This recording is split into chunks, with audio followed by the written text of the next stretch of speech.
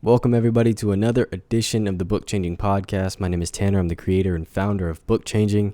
And today, I wanted to bring you a discussion on a topic and idea that has been on my mind for the past couple of months, and really the past couple of years, ever since I read it initially. And that idea, that word, is Catabasis. And for those of you who have never heard of this word, as I hadn't, Catabasis defined is a descent of some type. As in Greek mythology, it's a trip to the underworld, and it's a process of going within or below. And so initially, after hearing that, I'm sure that you can already guess where I'm going with this. This is a process that I read about initially in Iron John, and the story of Iron John, it's a story about masculinity. And Iron John by Robert Bly is an in-depth analysis on the story of Iron John. And so in that story arc of Iron John, here's the book.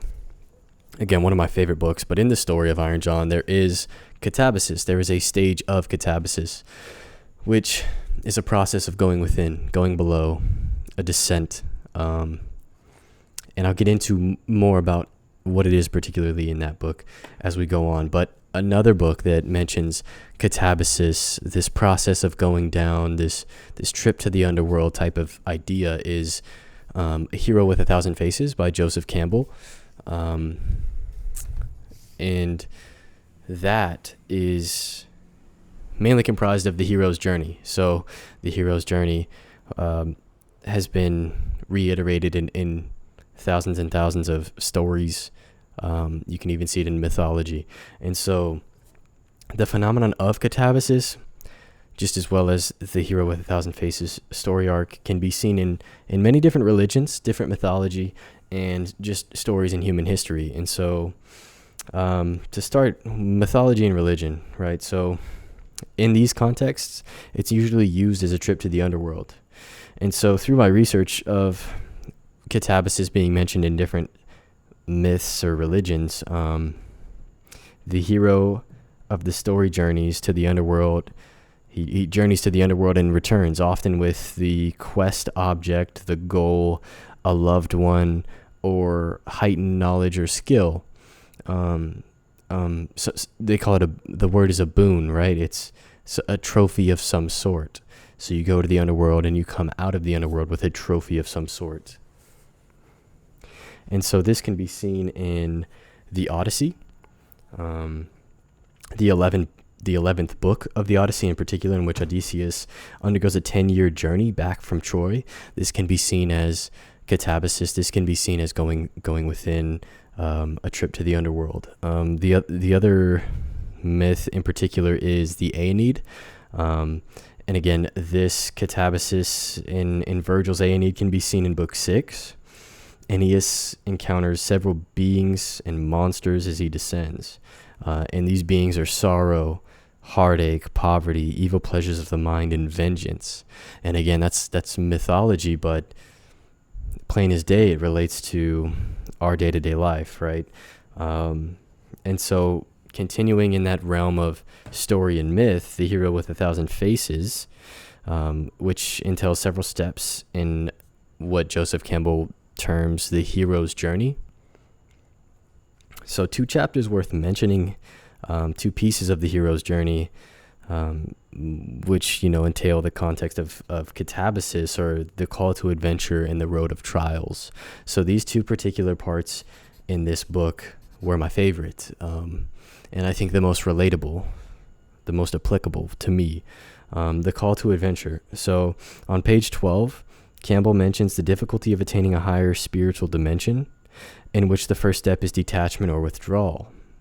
A radical transfer of emphasis from the external to the internal world, the world of things, material possessions, going from that world to the world of essentially suffering, going within, solitude, detaching from these worldly pleasures, and that to take that initiative is to accept the call to adventure. The call to adventure almost always starts with that piece. So Campbell continues, perhaps some of us have to go through dark and devious ways before we can find the river of peace or the high road to the soul's destination. And finally, on page 21, Campbell says, the downgoing and the upcoming, which together constitute the totality of the revelation that is life, and which the individual must know and love if he is to be purged of the contagion of sin and death. And so again, he calls it the downgoing and the upcoming. The downgoing would be katabasis. I don't necessarily have a word for the upcoming, but this is focused on the downgoing piece, which is katabasis. It's the struggle. It's embracing it. To continue with Robert Bly, one of the most profound things I got from Robert Bly's book is his saying, the consciousness of the fall is of major importance, right? So it's, you place emphasis on the consciousness of this fall.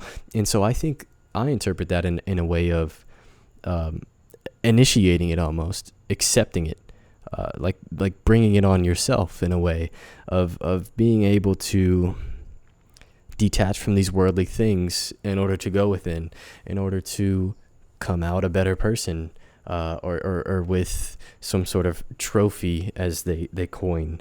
And so to continue from Joseph Campbell, we go to Iron John.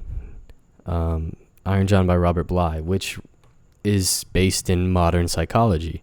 And it entails an old German fairy tale, which is the story of Iron John. From this story, Bly expounds upon topics related to to the conclusion that from a lack of initiation rituals, strong father figures, and role models, this leads to a katabasis phenomenon. The katabasis phenomenon being without initiation rituals, we're not initiated into a sense of katabasis as men.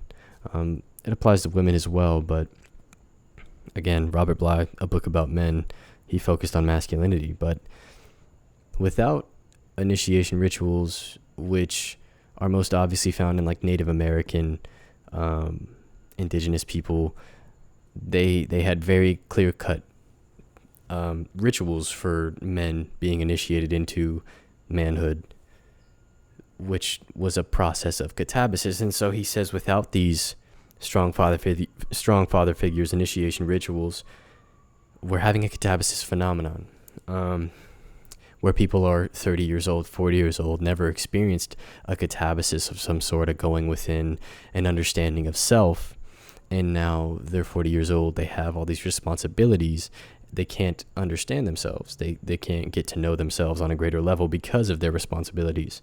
And that's this katabasis phenomenon that he speaks about. And so on page 73, with an example from George Orwell's book, Down and Out, in which Orwell goes beyond the naivete he inherited from his middle-class upbringing. He got a job in a basement, and his novel is full of the underground life of the kitchen help in big hotels.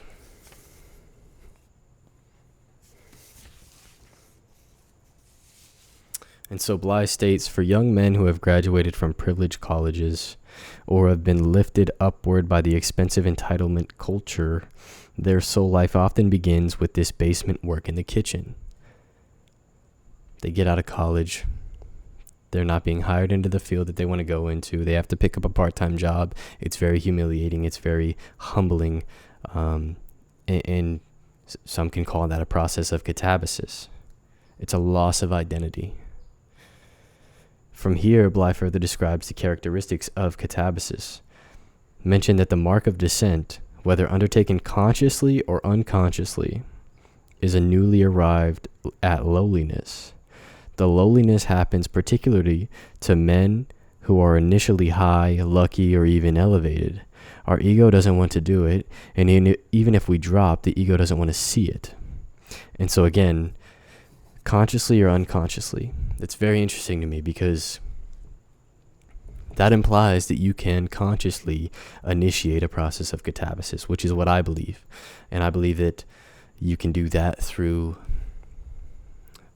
austerity, an idea that I read in The Way of the Superior Man, voluntary suffering, whether it be fasting or abstaining from things of any nature. And so, to continue, he quotes, "One day he is in college being fed and housed, often on someone else's money, protected by brick walls men long dead have built, and the next day he is homeless, walking the streets looking for some way to get a meal and a bed."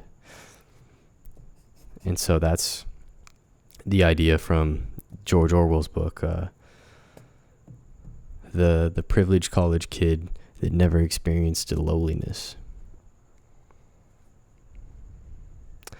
Bly makes mention of the characteristics of naive men. Among them, the agreement not to look at the dark side, the assumption that everyone speaks from the heart, an inappropriate relation to ecstasy, the failure that some part of him wants to remain sick, and so on. He says that his inclination is that for every one of these naivetés, we will eventually find a catabasis to correspond with it. Again, I think that idea is incredible. Having all these naivetés, being naive to all these different things, it's almost like world shattering when these concepts are proven incorrect. And he says, he qualifies that as catabasis. That's a level of catabasis that you'll go through when that idea of the world is shattered. It's disproven. And this reminded me of Christ's remark, "You shall not get out until you have paid the last penny." And then Carl Jung, "In filth it will be found." These ideas are, I think, just more context to catabasis, why we need to embrace catabasis, why we need to embrace this downgoing, lonely, going within process.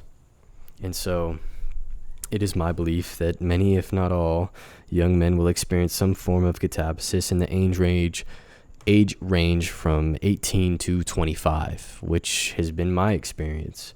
The process is to be embraced and not ran from, for it will inevitably